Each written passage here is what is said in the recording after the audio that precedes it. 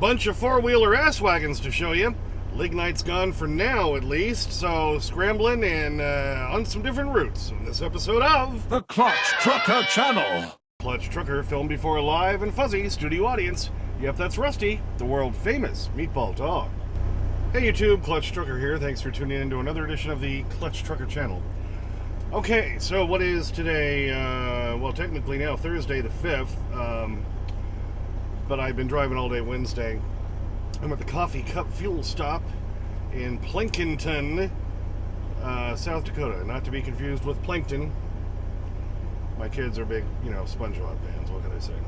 Anyway, we'll do all the load updates here in just a minute. Well, first, we'll get to the Ass-Wagons, a whole bunch of four-wheeler Ass-Wagons that I caught. One of them was on my way back towards Wisconsin at the end of last week. I'm leaving the Casey's, and I think it's like St. James, Minnesota. And I'm just coming up the road right in front, and there's this pickup. He sees the big truck coming, doesn't want to wait for me. Okay, so here I am, just pulling out of the lot there at the Casey's, just about to get on the road right in front of it.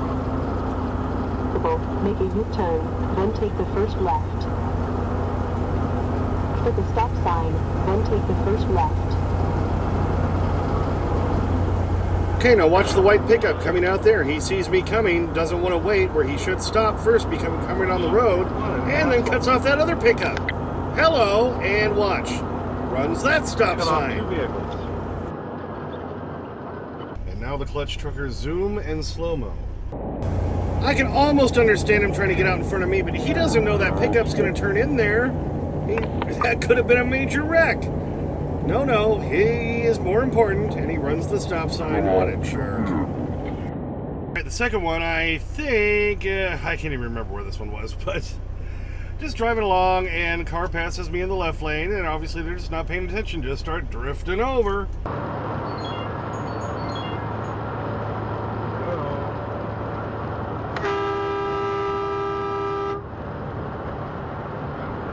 Hello! As I always say, this is though it looks like it from my perspective in the cab. I see him coming by and all of a sudden just drifting right over, right into me.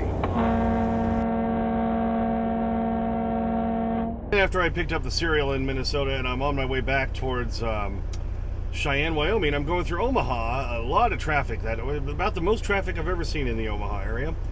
And two four-wheelers decide just to cut me off. I'm trying to leave enough space so that because traffic keeps slowing down, it keeps backing up, so that I can stop in time. With a big rig, takes us longer to stop. But, cars like, oh, I can fit.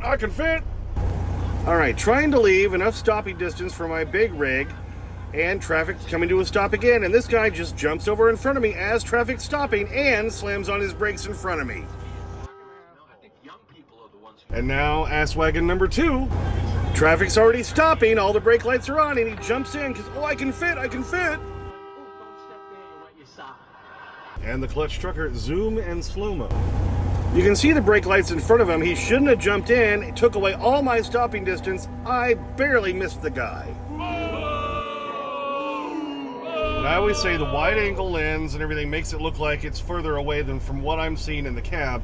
I honestly thought I might have hit that second car, but he pulled up, I saw no damage, and he kept on going, so, I didn't feel anything, but, I'm trying to leave a space. That's my safe stopping space. Stop jumping into it just because your little car can fit.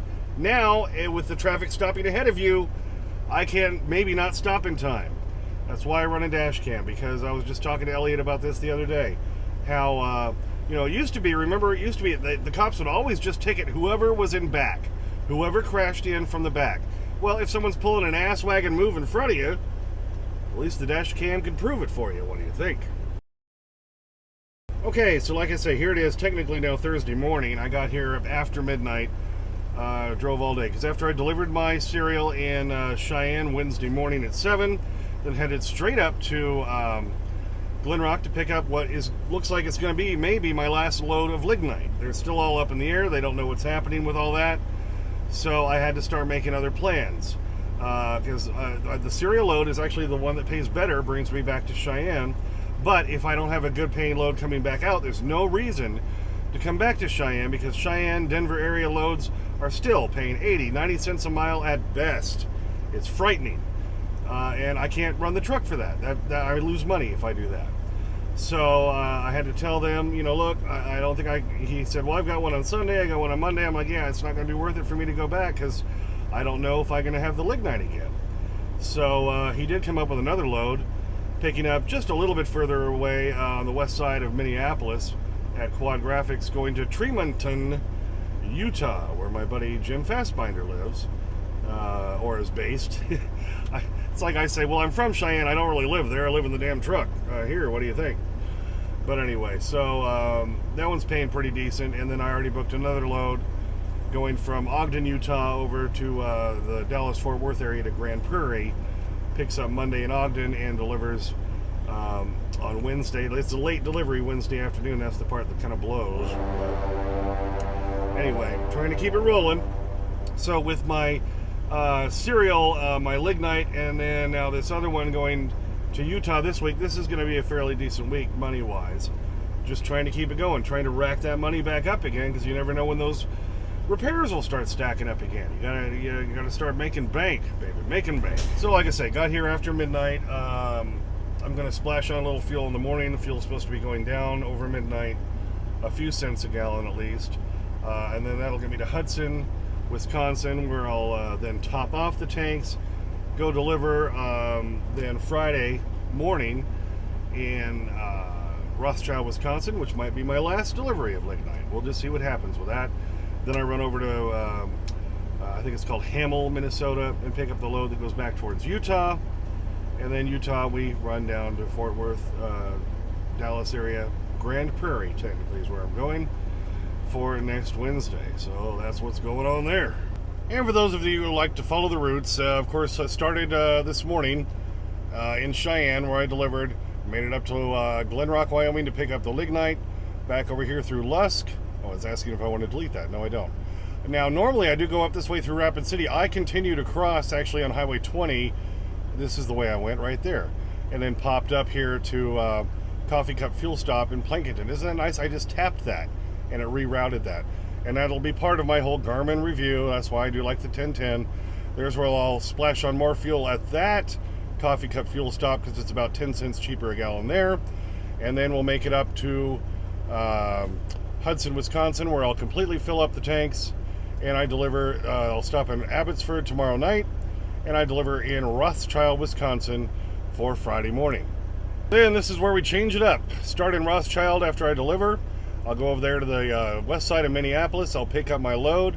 Probably stop in Worthington, Minnesota for Friday night, because that one I won't be picking up till late afternoon on Friday. Then we'll come on down this way, across, do some smaller highways, hit I-80. I'll probably top off, as I always do, in Alda, Nebraska, because that's where it's typically cheapest for the fuel. And I might stop there in Big Spring for the night. I'll run through the house, maybe say hi to everybody on Sunday, and I'll probably stay right over there in Tremonton, right next to where I deliver, Tremonton, Utah, just north of the Salt Lake area. And that'll be for the Monday a.m. delivery. Then, of course, after that, we'll do the pickup in Ogden and head down to Fort Worth, but I'll show you that map, because I'll probably be doing another video by then. Well, thanks for tuning in for that one. Just a quick update and showing you some Ass-Wagons and stuff, and a chance to bring out Rusty. And, of course, he knows then he's getting begging strips. Oh, I know. They're coming. They're coming. You don't have to butter me up. Thanks for tuning in. Please subscribe. Please like and comment. Get your comments as soon as I can. Sometimes takes a few days because I'm a working truck driver. Clutch Trucker on Instagram. Clutch Trucker on what used to be Twitter, now X. And I've only just put up the one thing on TikTok. Clutch Trucker 5 on TikTok. And also ring that bell for notifications so you know when the new videos come out. And as always, sniff that magic YouTube fairy dust. Clutch and Rusty, out. Ludicrous speed! Go! Sir, shouldn't you buckle up? Buckle this! Alright, to say you're excited, I think, would be understating it. What do you think? You ready for your bacon strips? Oh my gosh. Oh yeah, alright, here comes the bag. I'm bringing it down, baby. Oh yes, it's coming. Alright, you ready? Come on, come down here. Come down here. And there it goes. Alright. Oh, it fell back on the floor, Rusty. It's down there. Oh yes, he's all over it. He's all over it, baby. Has to bring it over to his pet bed to eat, though. Because that is his mode de preference. Right, Rusty? Loving them bacon strips. Loving them bacon strips. All right, you ready for your next one? There you go. Oh, yes. Happy dog. Happy dog. Loving it. See, I've said it before, the McDonald's logo should be, they should give that to Karina. He's loving it. Happy dog look.